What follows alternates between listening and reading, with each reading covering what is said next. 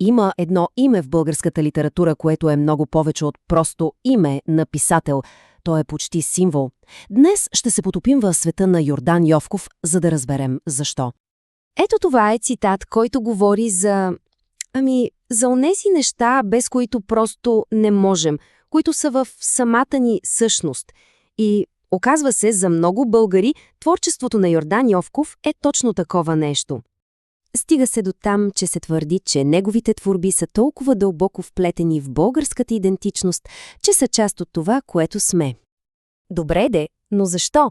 Каква е тая тайна в тези уж простички селски разкази? Отговорът всъщност се крие в един много интересен художествен принцип. И за да го намерим, ще се потопим в един от шедьоврите му. Първо, нека видим как Йовков се превръща в този толкова важен, този основен глас на нацията. Животът му е белязан от войната, от службата в чужбина и всичко това го оформя. И знаете ли, той някак стои на страна от модерните за времето си литературните течения, от всички тези изми. Сякаш се е фокусирал върху нещо по-трайно. И за да разберем Йовков, най-добре е да се срещнем с един от героите му. И то не кой да е, а може би един от най-запомнящите се – майсторът на каруци Сали Яшар от разказа "Песента на колелетата". Сали Яшар, на пръв поглед, е един обикновен майстор, прост човек, но с вид на мъдрец. Обаче нещо го мъчи. Въпреки че е известен, богат, успехът му се струва някак кух, празен. Представете си, душата му е в конфликт. Двамата му сина са починали. Богатството, което е натрупал, не му носи никаква утеха. И той изпитва една дълбока, почти отчаяна нужда да направи нещо голямо, нещо добро, себаб, както го нарича. Едно голямо, безкорисно дело, което да остане след него. И първата му идея е да построи една голяма, красива чешма за хората. И ето че, изпаден пред тежка болест, почти на смъртния си одър, Сали Яшар е убеден, че ще си отиде от този свят, без да е намерил своя голям себаб, без да е изпълнил целта си. Всичко се случва в една нощ. Той лежи на смъртния си одър, в пълно отчаяние, че се е провалил. Чака единствената си дъщеря, Шакире, да дойде при него. И тогава, в мъртвата тишина на нощта, чува нещо. Един познат звук. Безпогрешната, уникална песен на каруцата, която той самият е направил за нея. И в този момент идва прозрението. Осъзнава, че занаятът му, неговото изкуство, е истинското му наследство. Тази песен е песен за семейство, за завръщане у дома, за връзка, за любов. И тогава си мисли: каква чешма? Какви мостове искам да правя? Та има ли по-голям себаб от това, което правя? Каруци трябва да правя аз. Той разбира, че неговото изкуство, което свързва хората и им носи радост, е много по-голям принос, от която и да е каменна постройка. И ето тук е ключът. Прозрението на Сали Яшар не е просто краят на един хубав разказ. Не, то е ключът, който отключва тайната на целия художествен свят на Йовков. Тази тайна се нарича обратна перспектива. Това е концепция, която идва от иконописата. Там, както знаем, далечният духовния елемент се изобразява като по-голям и по-важен от близкия физическия. Йовков прави същото, но с думи. Точно както в иконата духовното надделява над материалното, така и в разказите му видимото, ежедневното действие винаги сочи към една по-дълбока, невидима истина.